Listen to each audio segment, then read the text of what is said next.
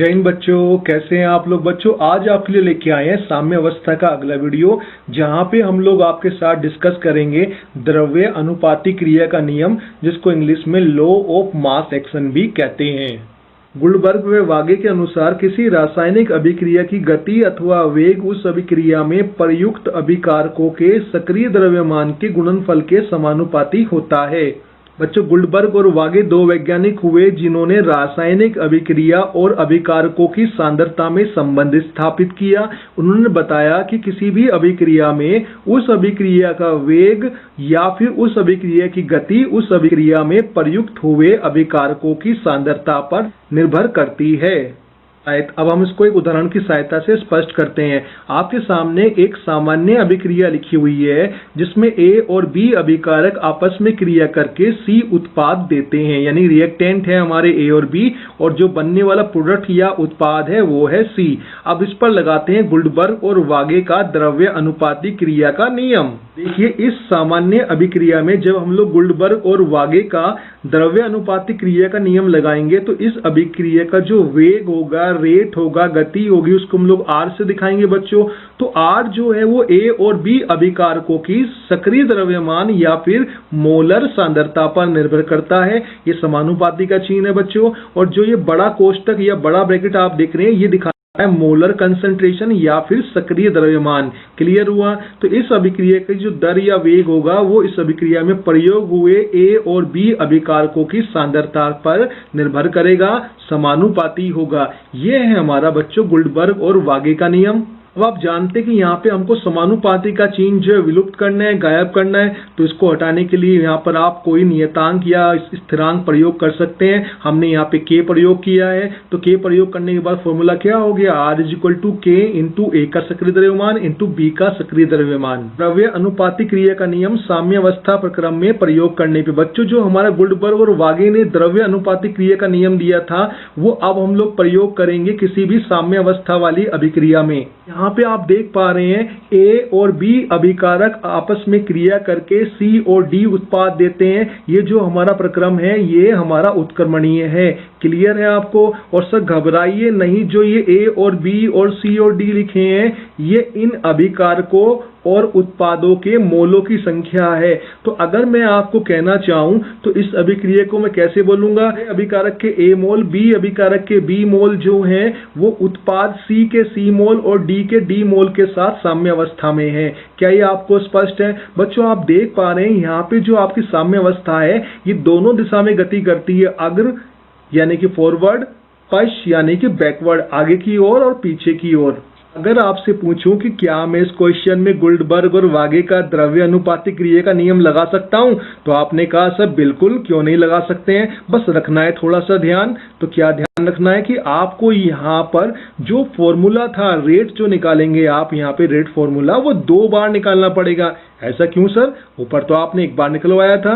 बेटा यहाँ पे अभिक्रिया साम्य अवस्था में या उत्क्रमणीय अभिक्रिया में 2 बार होती है। एक कौन सी, अग्र वाली, और दूसरी कौन सी, पश्च वाली। तो यहाँ पे हम लोग रेट अग्र और पश्च दोनों के लिए निकालेंगे। तो बच्चों पहले लेते हैं अग्र अभिक्रिया के लिए। तो मेरा एक सवाल है छोटा सा, आप मुझे ये बताइए कि अग्र अभिक्रिया तो ये वाली है, तो अग्र अभिक्रिया में अभिकारक कौन होंगे, A और B, उत्पाद कौन होगा, C और D। बिल्कुल सही। यहाँ पे जो आपका रेट होगा इस अभिक्रिया का वो A और B के सक्रिय द्रव्यमान पर ही निर्भर करेगा, C और D पर नहीं, क्योंकि ये क्या है, उत्पाद। आपका फॉर्मूला कुछ ऐसा बनेगा, RF = KF × A का सक्रिय द्रव्यमान घातांक A × B का सक्रिय द्रव्यमान घातांक B।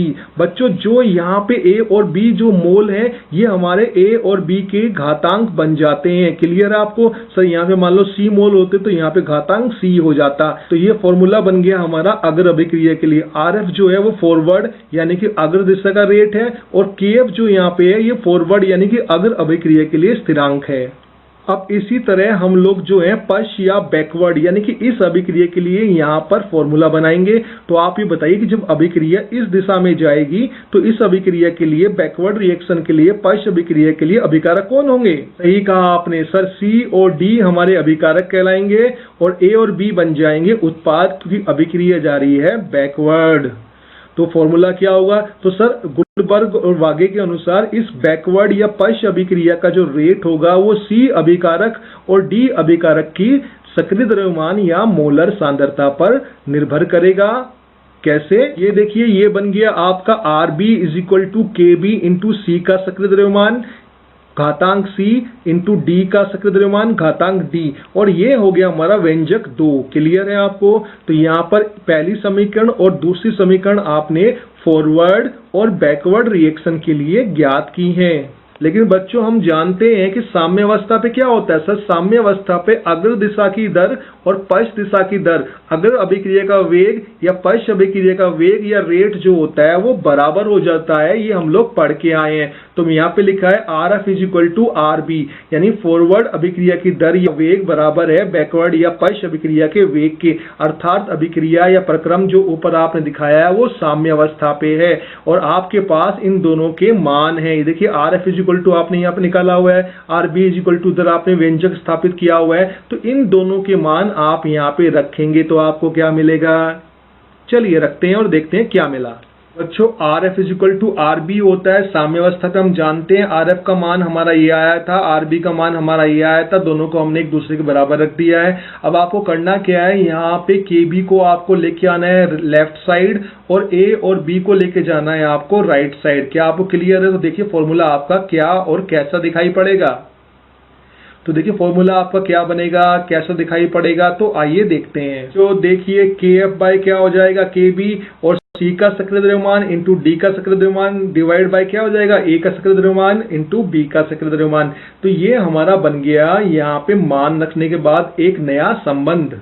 अब बच्चों देखिए मैंने यहाँ पे क्या किया है, मैंने सिंपली यहाँ पर KF और KB को हटाते हुए एक नए स्थिरांक से प्रदर्शित किया है। इन दोनों का जो अनुपात है उसको हम लोग KEQ से दिखाते हैं। तो ये हमारा फॉर्मूला बन गया, क्योंकि यहाँ तो कोई परिवर्तन नहीं है, वो केवल परिवर्तन ही यहाँ हुआ है। तो KEQ = C का सक्रिय द्रव्यमान घातांक C × D का सक्रिय द्रव्यमान घातांक D डिवाइड बाय A का सक्रिय द्रव्यमान घातांक A × B का सक्रिय द्रव्यमान घातांक B बन गया। ये पावर बोल सकते हैं आप यहाँ पे। और आप जानते हैं EQ जो बना है वो बना है इक्विलिब्रियम के लिए।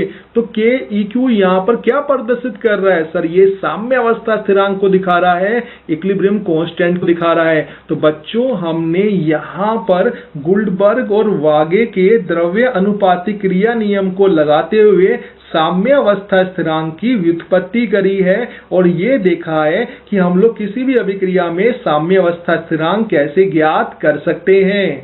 तो बच्चों उम्मीद है आपको ये स्पष्ट हुआ होगा। अगले वीडियो में हम जानेंगे कि साम्यावस्था स्थिरांक जो होता है वो कितने प्रकार का होता है और उस पर आधारित गणना वाले क्वेश्चन कैसे आते हैं। तो जुड़े रहिए हमारे साथ अगले वीडियो तक।